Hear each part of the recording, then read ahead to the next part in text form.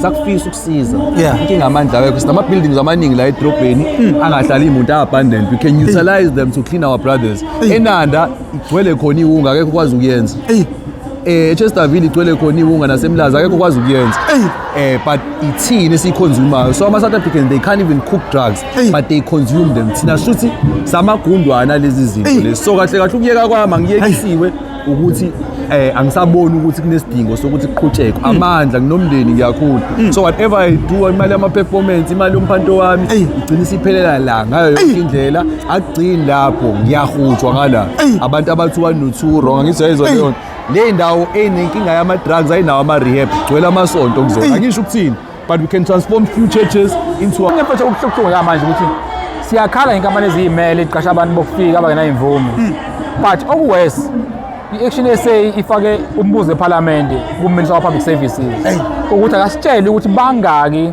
abantu bokufika abasezela uhulumeni ema department mfowethu impendulo ikhona ithi about 6,220 abantu bokufika working for government. Only option that they have is to do something about what we're talking about because cartel I think every time masidlula la uyabona nawe ukuthi i-city yethu imoshe kanjani you know it's just painful we can't operate like this anymore.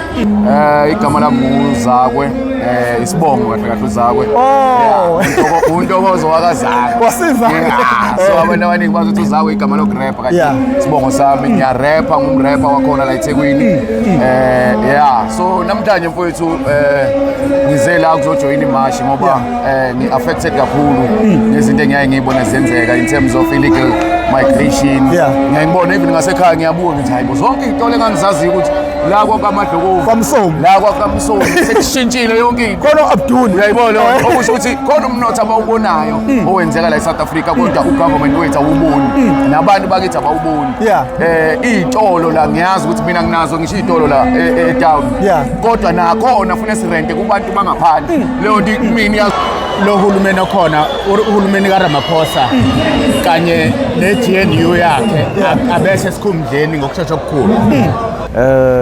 Is not all about being illegal here, but it's all about respecting some other people's countries. You understand? Fact of that, let me say, according to myself, as Congo, we have a war in DRC that everyone is aware of.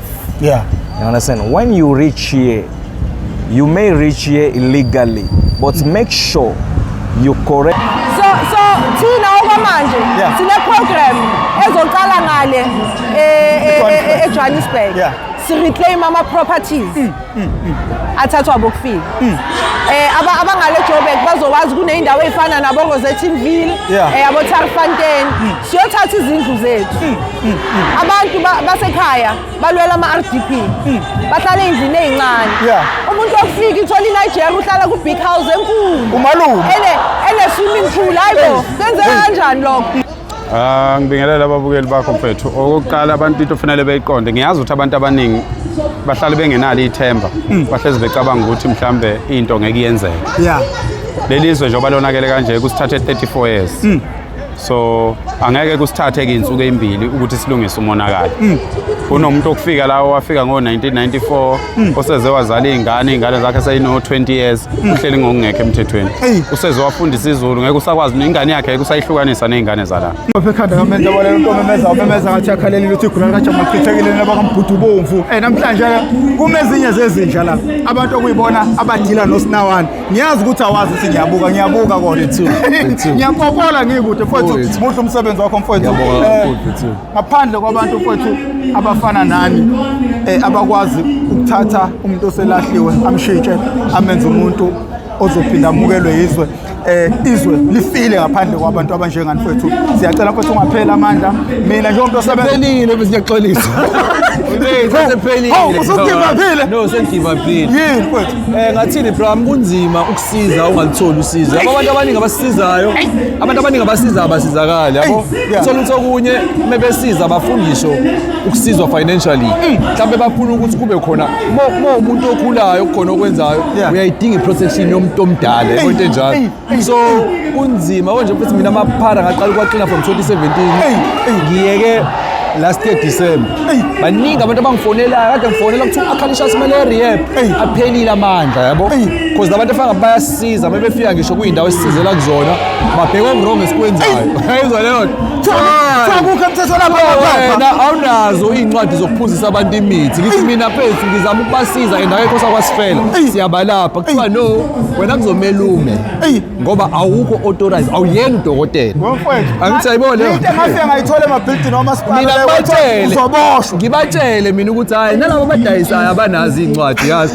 and siyabazi thina singanitshengisa ndile nabo kuthiwa no thina asiwona amaphoyisa thina sidila thina si-department ekanje noma ngeke ngiyibize ngegama sibhekelela ukuthi labantu into bayenza ngendlela so phethu lento yama-drugs serious inkulu but wayibona laba afisa ukusiza bayalimala uma uthi uyabheka abantu abaningi abanana ama-rehab ezinye izizwe abantu imandiya abelungu abantu abalimalayo kodwa ukuthi drugs abantu bakithi yabo so ungitshele wena uma ungasazi isingisi ungalashwa kanjani umuntu okhuluma isingisi manje mase kuthiwa ngikusiza ngesi-arab ungangizwa so inkinga yabantu esizama ukubasiza sifuna ukubasiza ngey'ndlela zethu and mangabe sibachazela abantu lapho ukuthi bafethu nina lento niyifunde encwadini thina lento siyincele emashini emgaqweni mina mengikhuluma nalo Sinawana angikhulumi naye ngesingisi njengawe angikhulumi naye as a sister ngeke ze ngishaye ngesikelebu mengifika kuyena ngibo blue badge ngikhuluma Italiana umuntu mfethu kumasha kanjani mase yangikhiphela ukuthi hayi mfethu nawo line osebenzayo kanje imishini yami ukuye ku1 no 2 because mangabe uyokhuluma nabantu abasindisiwe kumele ubangene ngeengeli yabo same applies uma uyokhuluma namaNazaretha kumele uqhamuke ngenhlonipho yasamaNazaretha yabo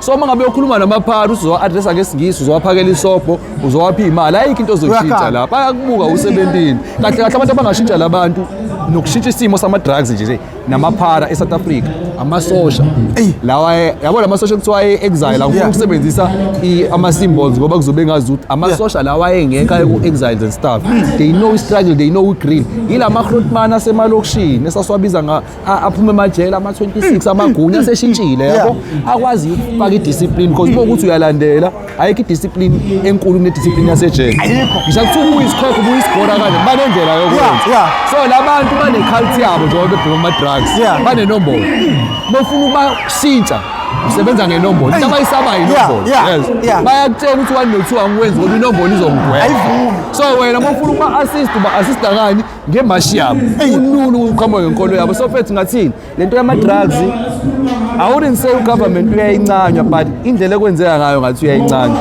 uma ukuthi uyakhumbula ukucindezeleka kwaXolani lo mfethu lo kade neshow sizokuthola useze wagqabuka manje noma bekunzima yabo but ukucindezeleka kwakhe ne-support indlela kade engayitholi ngayo bubuka ukuthi it's our people contributing in dying okwey'ngane zethu kwabantu bethu because our people are dying and 99% of people who are getting destroyed it's male figure and that tells and show ukuthi abantu abanandabakala nomuntu wesilisa because majority of people who are killed by drugs abantu besilisa and umuntu oyisatellite lento ethi lento yama-drugs nani hayi bengena kwama-drugs and stuff abajeta abaningi they go through a lot bana-depression but they get depressed akujoleki manje mahhala babejola kudala mahhala ngeke usajolele emahlathini like before uma ujola manje you need to request for 300 you need to have ama-meals omuntu ohleli nayo you need to have itip yokuthi masekhwathi umqinise ngayo umjikanawo amandla osebalekelwe itsheri yakhe ngoba imali ingekho ithathwe ibona abantu bofika hlapha itsheri yakhe ekuchazele ngabo ukuthi hayi nina igole namazulu anikhiphe inyuka abantu abakhiphe inyuka lapho bofika ehambe loyo muntu uthi uyayinkantinela uqeda i-depression or utshela abafethu hayi mfethu ne-stress sakho awushaye la usungene into drugs indirect through ukuba depressed because amatshela amaningi abhizi la emgaqweni nagqoke iy'qephe asinayo i-understanding ukuthi what they go through now yabo and they are suffering from the same thing as suffering shakyo it's just that it happens differently because mesicomplaina ngama-foreigners adayisiso sisibuthi imzimba abagcwalisa emaklabhini ukuthi benza izinto and stuff bethole inyuka yabo on the other hand bathesha ngabafethu la ukuthi okay grand sharp le mali edliwa osisi bethu siyenza ngala obhuti benu so lento phethi ilimele and umuntu angakwazi ukuyisolve ugovernment simbona uDonald Trump eyishubise e-USA yabo le yanto ingenzeka i-possible because siyazi abantu bakephi siyazi bahlalaphi siyazi ngadilwa nabo kanjani ithemela ukuthi deploy abantu akhona amasosha mfethu beyoshona eCongo kanti khona indawo angafika kuzona ishintshe ngampela ushintshe amasosha amangazegcwala ipoint ngacaca afika nge-COVID sasiwasaba thina esinalisa ngezisa uphathi sihlawa yayizwa leyo nto ayusuka bese ugeqa amagula yazi naku mhla begeqa amagula so mfethu on this kind of situations we need our own people besi-support because uzomxeka ugogo elokishini oliqashisile ePakistan but akanayo indlela yokwenza ama-means as much as umgxeka ukhumbule ukuthi isizathu sokuthi sibabize ngo-my friend hhayi ngoba sigcwala ngabo mabafika siyacomplain ama ngabe inyanga esiphakathi sifuna ukuyokweleta kumele sizehlise so ugogo wakho kumele efike uthi my friend yabo ngoba uyadinga ufuna impuphu kulo muntu unayo impuphu as much as ingampuphu unento ezomphilisa lo muntu yabo so phethe ukusafanisha ukuthi kwi-gospel campaign ibona labantu abavana iy'tolo njengoba sitoyitoya la besishaya amavidiyo yabo bayabuka ukuthi awubheke labo 17 uzothi uzofuna impuphu ethiwe my friend yuwe toyitoyi exactly akugcini lapho iy'tolo zabo lezi abantu basemakithi abasebenzi kulezi iy'tolo ngisho kwama-franchise ala e-South Africa sisebenza bona ibhizinisi lethu ukuthi kwazi ukuthi elabo cabanga bethu so kurap and abantu bakithi abananyuka abanabhakola kunyakazeli i-depression isishaya daily kuze kube lula uma usurrounded nabantu ocishe ufane nabo mase uphuma kubona you realize impilo irap udla begeqa amagula bafowethu ayileke kumele ufike futhi sisoba noma no 3 hours ngoba ngeke kube i-hour inkinga wena mfethu yaba zonke lezi khona umuntu uzothetha ngisakubona kwi-social media kunezinto ey'ngasizi uthothi ukukhuluma kwethu akufiki ndawo bayasho ukuthi inkulumo i-right but ayishintshi lutho yabo ukuzama kwethu abantu bathi ungincoma ukuthi ubuthanda umsebenzi engiwenzayo uthanda ngoba wena unayo i-understanding yamafowethu unayo umjito omaziyo wayehlakaniphile esikoleni waphelelwa kwama-drugs ukazi kanjani yabo unayo umjito owawukhula naye edla iy'ngane umjito grand osekwama-drugs unga-understand sikwenzeka kanjani but umuntu ohlala emhlanga nasedurban north akayazi into esiyibona daily enanda naseKestaville yabo isitambu soke singihluphayo elokishini asimhluphi umuntu wasemhlanga angithi ayibona leyo nto cause uyena phela umuntu ophethe i-budget but lenza im-affect uyilungisa kanjani into fast engaku-affect so lezi zinto sikhala kanje njengoba simasha kanje sikhala ngama-Pakistan abantu bokufika abantu abahontanswempa abaphethe wena othi ukhuluma nabo abahambi la sihamba khona ayikho into abayazi yenzeke emakithi but angifuni mfethu usithi lento ayingabi ngekwe-politics ayibe ngabantu bethu because mina siqala ukukhuluma kanje khona ufile ngazuthi uyagudleka yabo nami ekukhulunywa ngabantu abambi noma ngingashiwo kumina yabo kodwa ngiba nakho ukuthi awu labafethu bathini manje noma angikho mumuntu wenza umbuka kanjani indlela yokubuka ingakho phela kune-praise group ngenzela ukuthi at least kube khona into enhle ebanganathi ukhuluma ngayo mbuka uqhamuka ngakiphi i-angle ngesonto ngesitaliyani no mfethu siyabonga mfethu emkhodla nokho ngiyazi ukuthi kukhona okuningi kakhulu mfethu siyabonga mfethu ukuthi usiphe ithuba elinjengaleli ukhulume i-wisdom enjengaleyo oqeda kuyikhuluma la siyacabanga ukuthi mawutshala namuhla akumeli namhlanje thina noma sesingafa mase sishiye lento khona la kuyosala kumeli kahle kahle njengoba ngithe ngiphelelwa amandla angiyekile ngisakufisa ukusiza inkinga amandla awekho sinama-buildings amaningi la edrobheni angahlali iy'muntu a-abandoned we can utilize them to clean our brothers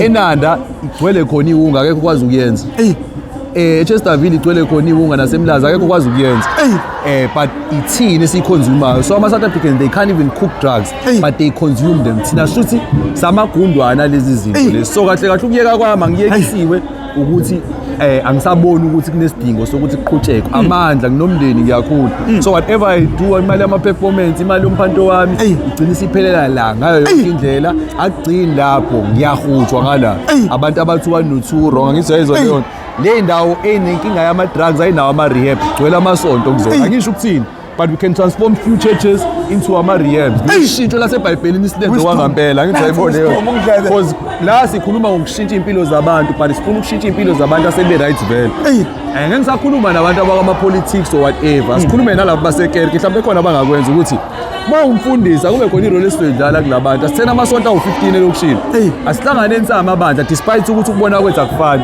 sivule nje indawo eyodwa ezosiza umphakathi ukuthi okay as much as ngiyizayo nikushembe namasindisiwe but into esihlangene yodwa into imishini yethu iyodwa ukushintsha iy'mpilo zabantu sikhonza uNkulunkulu ofanayo ngokwethu ama-messenger angafani but uNkulunkulu uyafana because wena ungasho ukuthi i-messenger yethu eyase-muslim islamic i-messenger yethu yakashembe i-messenger but i-message iyafana asihlangane ngayo i-message and change people's life in real life because mengithi ngizoshintsha impilo yakho uhlanganisa kanje you don't need much to change in your life ufuna improve kuphela kunabantu abadinga ngampela ekumele sithi mengabe sitshintshe impilo sithi nabo abantu esabashintsha so ileyo nto uyazi ukuklina umuntu oyedwa problem ukuthi uyijoy engakanani ngekutshele mina lokho mina ngiyazi even abalandeli be-BTV1 bayazi ukuthi into enzima kanjani yathi enye omunye ubaba ebantwini abawu-100 mayeshintsha umuntu oyedwa wathi usuke efana nomuntu owini ilotho ngoba inzima indaba yalaba. Mina mengibona umuntu engamclean ebuye emsebenzini ngisuke ngathi ngiyahola.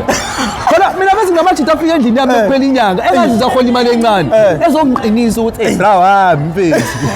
Uyabazi umjita bese ufuna ukuthi uzobona ingane yakhe eqala kunawo wonke umuntu uqala ekuthe bra mina ngangasayitshezi ngizoba nengane. Ngangayitshezi ngizoba nechezi but ngokuthi ukhona into yabakhona kuwena yenzeka lethu kwayikona kulabantu esizama ukubaqina uzomgxeka omunye ongakashintshi mfethu kunzima ukushintsha empilweni. Ngiye ngitshela umjita ogxeka iphara elingayigalula ubhemiwe ukuthi wena uyeke ukuchitha mokade uqeda ukubanjwa saphola istofu ubuyela la kade usuka khona kunezinto engizima ukuyiyeka. Ugogo wakho uhlushwa i-addiction yetiye kunzima ukuyeka itiye uthi uphathwe ikhanda mfethu angibaleke ngoba ngiyafana kapteni wabafethu siyabonga mfethu igama ningi esakeni bafu emgodlagodleni wakho. So igama lami nguZandile Dabula, ngiyi-leader ye-Operation Dudula. So I'm sure you would know ukuthi for the past 5 years sizama ukulwa le mpi. And today I'm here to support ama-organizers of this event because now it means at least ama-South Africans aseyavuka-ke manje aseyabona ukuthi sinenkinga esibhekene nayo sebenza practical yama-foreigner and manje yabo bese bagudluzeka ngapha nangapha. It's a good thing. That's why we need to support each other. Every time makuthiwa kunematch ama-South Africans kumele siphume.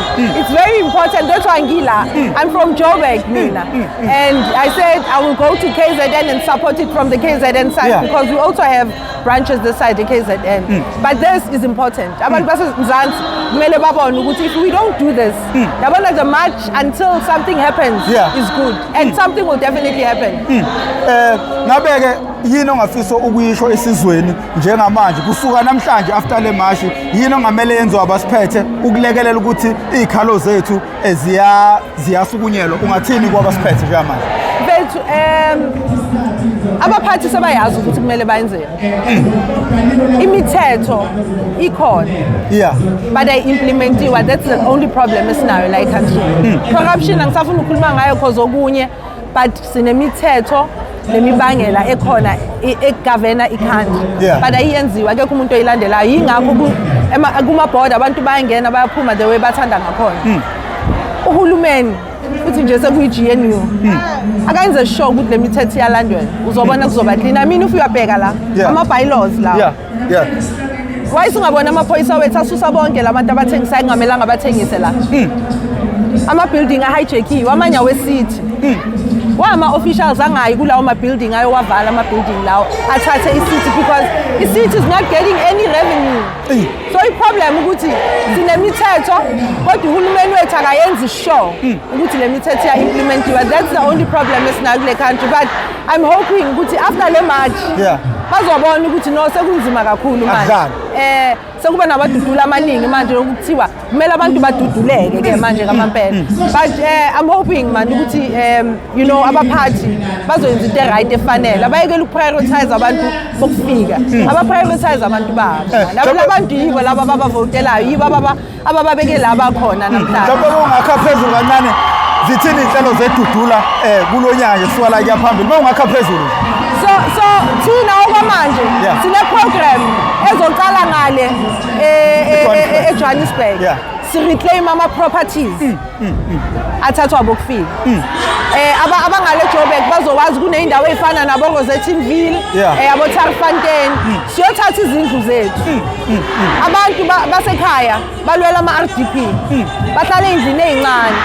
Umuntu wokufika ithola iNigeria uhlala ku-big house enkulu umalume ene-swimming pool hayibo kwenzeka kanjani lokho.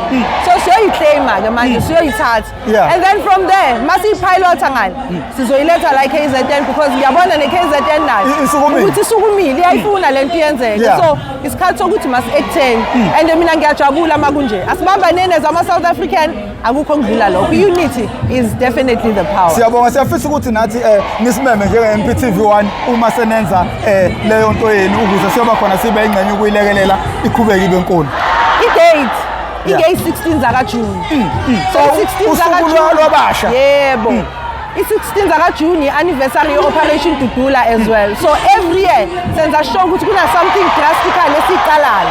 I mean ayikho organization eke yathi siyasukuma namhlanje siyahamba siyolanda into zethu siyolanda izindlu zethu so sizokwenza lokho and singajabula kakhulu masingaba nani ngale so that abantu babone asiphushi ku vigilance siyoqala police stage sibatshela ukuthi sifuna uku-applya i-citizens arrest kuleza zindlu naleziya ingoba it's a crime scene abantu batshontshe izinto ezingasizona ezabo so we are going to collect them hand them over to the city i-city mayiwayenza ama-RDP abantu bazokhokha ugesi okuncane kube mhlawumbe ne-fixed amount of 200 ugesi namanzi or something kuzoba ne-revenue engenayo so that i-city izokhona ukugenerate imali isisize ngama-services wethu asinama-service because i-city ayitholi imali ijulile no siyabonga kakhulu siswami siyacabanga ukuthi idla amaningi esake amen mfundisi kunjani Ngiyaphila njani hayi siyaphila mfundisi kunento ekuthiwa i-march and march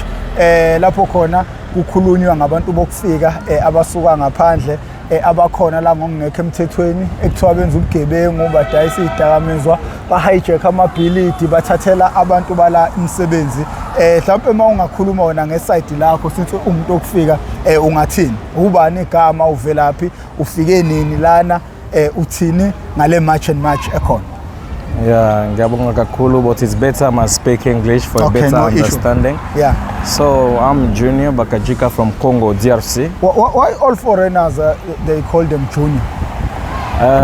From my family's names, I'm Junior from the fathers. The one I have my father's name. Yeah. That is the reason why I'm Junior from that one. Okay. So from Congo, DRC. Is not all about being illegal here, but it's all about respecting some other people's countries. You understand? Yeah. Fact of like, let me say, according to myself, as Congo, we have a war in DRC that everyone is aware of. Yeah.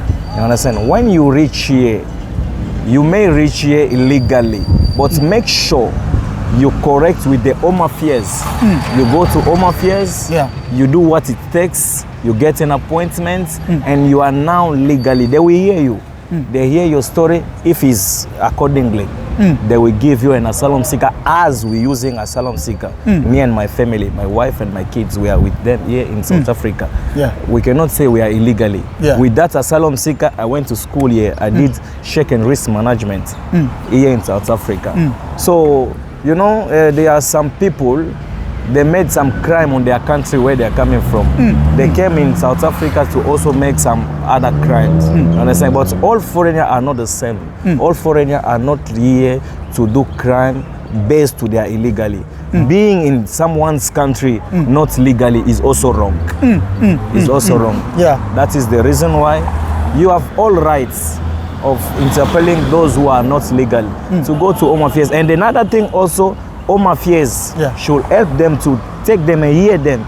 If they are like their reason is not funded, they must like send them where they belong to. You understand? If the reason is not funded to immigrate in someone's country, so it's better you stay in your country. And plus, there are some says that foreigners are taking their job or whatever. I can say is, according to my side, it's not true. You understand? It's not true. I met that discrimination.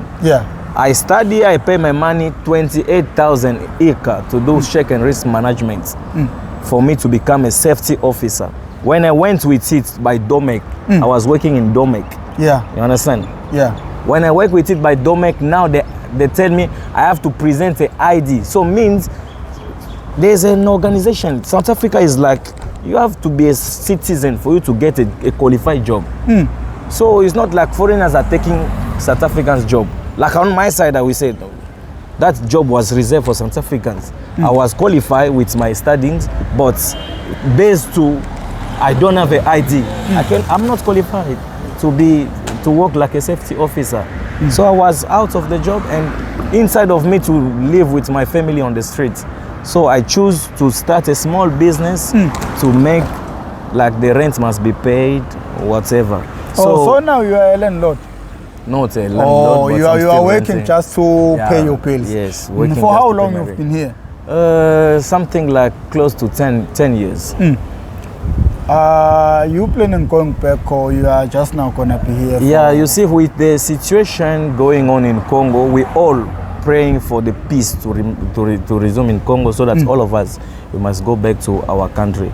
So as for me, being here is costing me too much than being in my country. It's costing me too much than being in my country. So it's my opinion. Yeah. It's not all foreigners' opinions. It's my opinion as a Congolese. And since I'm here in South Africa, I've never been arrested even once for any crime. So means I'm legal. You can put my fingerprint anywhere. You will never see a criminal record. And that's why you're calling me Mfundis. Oh, Mfundis, I'm not. So why are they calling you Mfundis? Because you are not a pastor. I'm not a pastor, but based to my behaviors. Yeah. Understand? I behave correctly. I've never have a problem with you. You have never seen me in a problem. So that is the reason why that push you. I've never told you that I'm Mfundis. You're calling me Mfundis. Thanks a lot, my friend. I am the one to Junior. thank you. Yes. Mfowethu sizomasha kuyozobuyela nkathi ngoba into ebalekile ukuthi finally our government must listen to us. Yeah. Singabahlali South Africa. Ngicabanga ukuthi isikhathi sifikile la khona abantu bakithi basukume ngenyawo bebecinda bepolitiki. Yikho ngithe ubandlululo aliqedwa ngosopolitiki. Yebo, they were liberation movements in the forefront of the struggle, fighting against apartheid government, calling for liberation. Kodwa kwadinga ukusukuma umphakathi wa-South Africa uqeda ubandlululo. So nale mpi esibhekene nayo ke yimpi le ngoba uzobona emkhaya ukuthi njengamanje uma sikhuluma ngabantu bokufika usuku nosuku bayanda and njengamanje lento yakutshela ukuthi it's a threat kwi-security of this country. Kunamazwe ongathiwa awale nathi avela sivumbuke phakathi wethu nje. Yes, ngoba semaningi nathi. Phela uzokhumbula impi uShaka wayenqoba kanjani?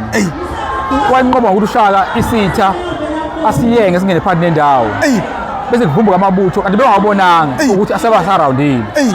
Nabo-ke njengamanje bamkanjalo manje ngoba uye point bakhona uye ngala eNorth bakhona eSouth bakhona. So uma ngathiwa kunempi manje namanye amazwe ngesinqobe ethalo mpi leyo ngoba bavuka emakhoneni ethu siphandle nendawo thina. Kodwa yithini sivula amabhoda. Namhlanje sinjengeshini sifuna kuvala amabhoda mfowethu. Ungangezi noma ubani. Uyabona ubuhlungu ukuthi kwezobugebengu ezweni lethu. And we are all becoming victims. By the way, hayi ngifuna uzwelo kodwa ngingomunye wabantu last week ngolwesine khambe iphotshona yami ekhaya namanje ngayithola. Now amagama othi hayi amaphotshona ayawela ibhoda basobengene kanjani yabo mayiwela kanjani. So yikho namhlanje akuvalwe amabhoda ethu qinisekisa ukuthi abantu abasezweni lethu abangenayo imvume bayahamba. Okunye mfethu ukuhlukuhlunga manje ukuthi siyakhala inkampani eziyimele iqasha abantu bokufika abangenayo imvume. But okuworse i-Action SA ifake umbuzo eParliament kuMinister of Public Services ukuthi akasitshele ukuthi bangaki abantu bokufika abasezweni uhulumeni ema-department. Mfowethu impendulo ikhona ithi bawu-6,220 abantu bokufika working for government like KZN kunabantu aba-more than 300 kwa-health department ezempilo KwaZulu-Natal uyabo kwa-education bako-200. Now bese uyayibuza-ke ukuthi ngempela uma uhulumeni wethu usizwa singabahlali ukuthi asisebenzi abantu i-youth ihlele emakhaya ayisebenzi kwenzeka kanjani ukuthi uhulumeni wethu bangaphandle uma i-understanda i-plight yabantu base Africa ngempela. So utshela ukuthi khona ungaxhumani kahulumeni nabahlali base-South Africa laba bavotayo. So ngicabanga ukuthi lama mashi kumele aqhubeke angami ngoba kumele kuze kuzwakale ikhwela ngoba kumele ishawe kancane kancane kuyezwakale khona. Ngiyazi ukuthi abanye babona njengejoke lesiyenzayo kodwa into ebuhlungu mfowethu ukuthi la eKZN noma la eThekwini sine-population engaphika 3 million kodwa yibaphi namhlanje labantu labo why bengahlangani? So ikholo lami mfowethu ukuthi eke south to north sihlale sibe yinto eyodwa sibeceda bepolitiki ngabe uyinkatha ngabe uDA ngabe uANC whatever called Action SA eke sihlangane ngoba le fight akuyona Action SA yabahlali ba-South Africa.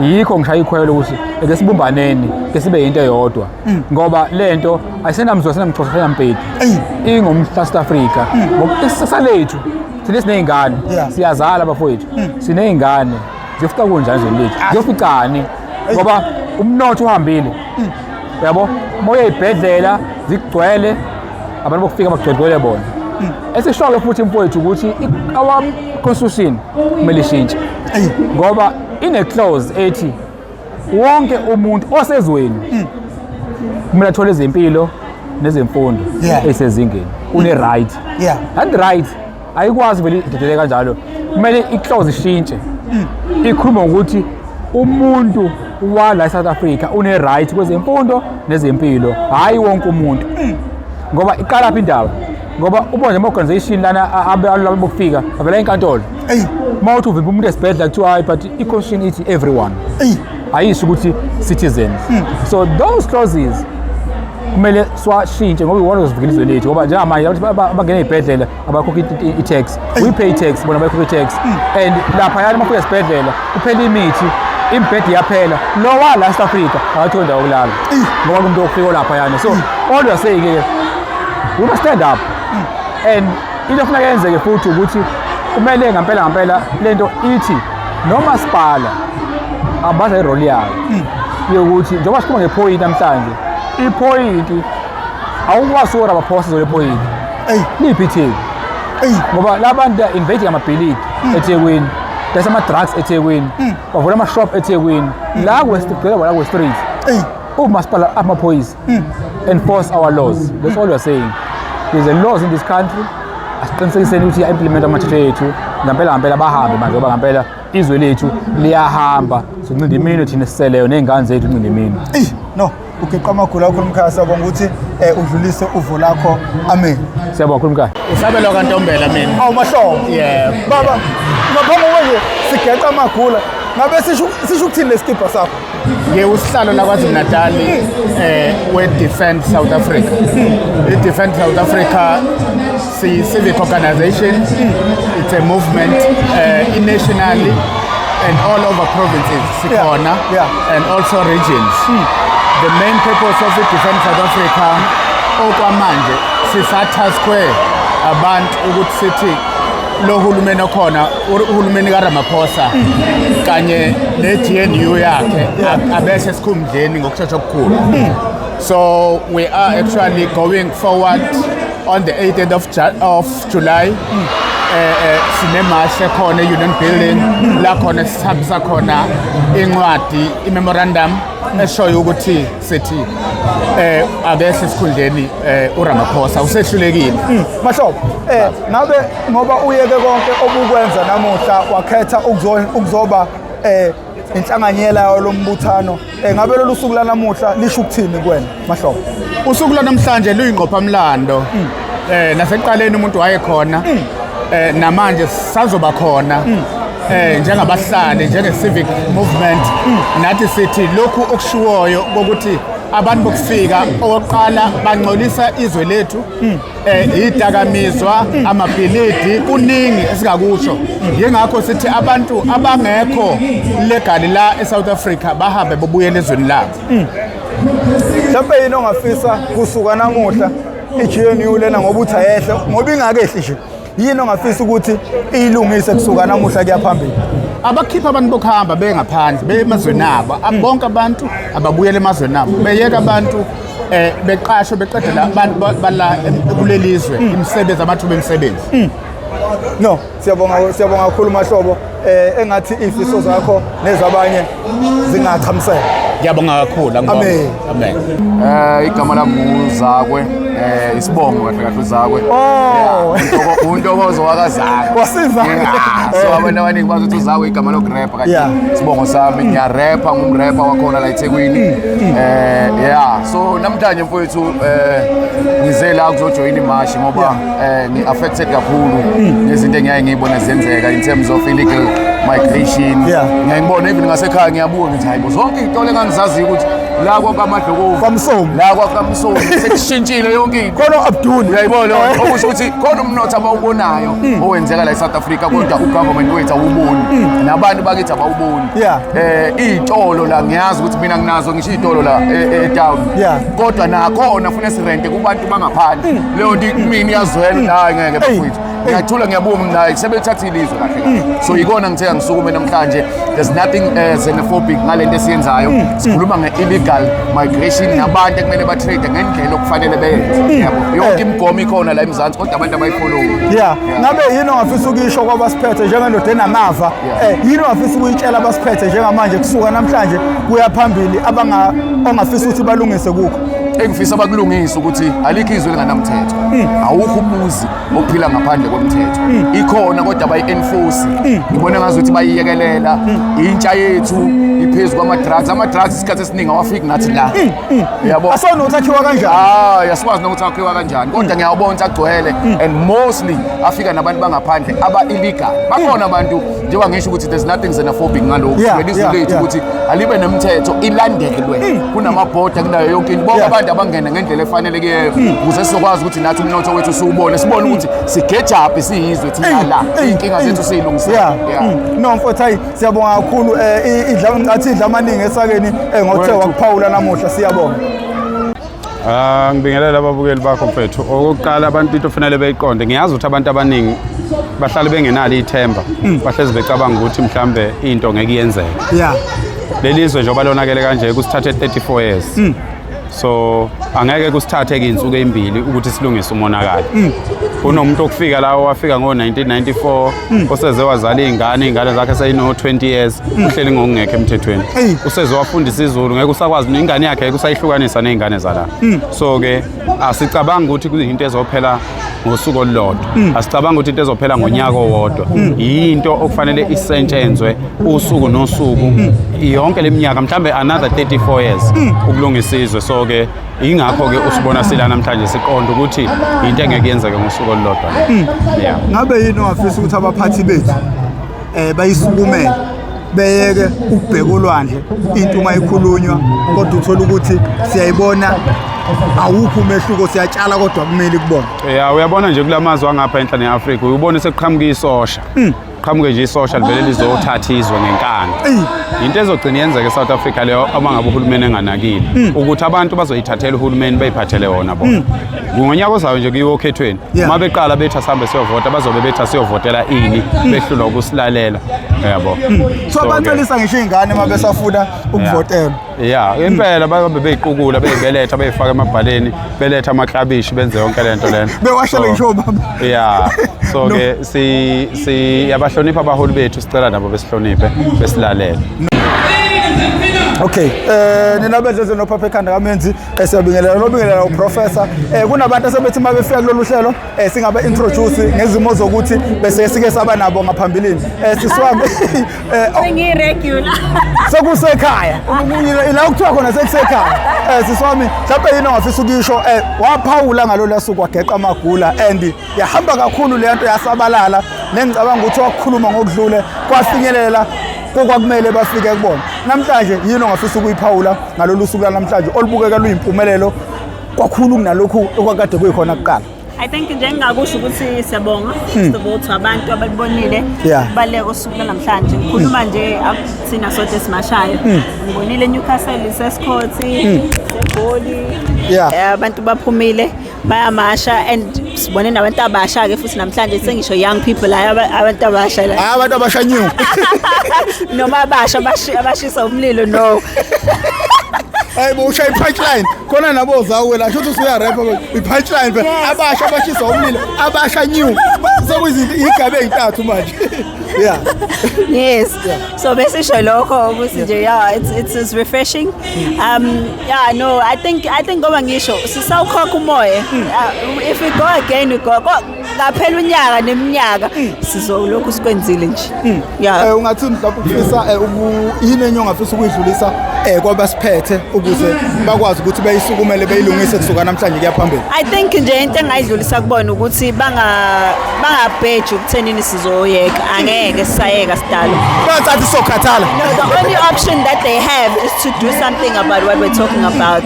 Because cartel, I think every time masidlula la uyabona nawe ukuthi i-city yethu imosheke kanjani. You know, it's just painful. We can't operate like this anymore. People really need to go home now. Sesiyabacela sabavolunteer nayo ukugoduka. Siqale ngabo nje. Bese sicela uhulumeni wethu ukuthi ubasize labadinga ukugoduka. No, siyabonga kakhulu siswame, sicela ukukhulula uyoqhubeka nongqungquthela. Usungwala ekhaya? Sekhaya la noma ngabe ifoni nodaka. Sure.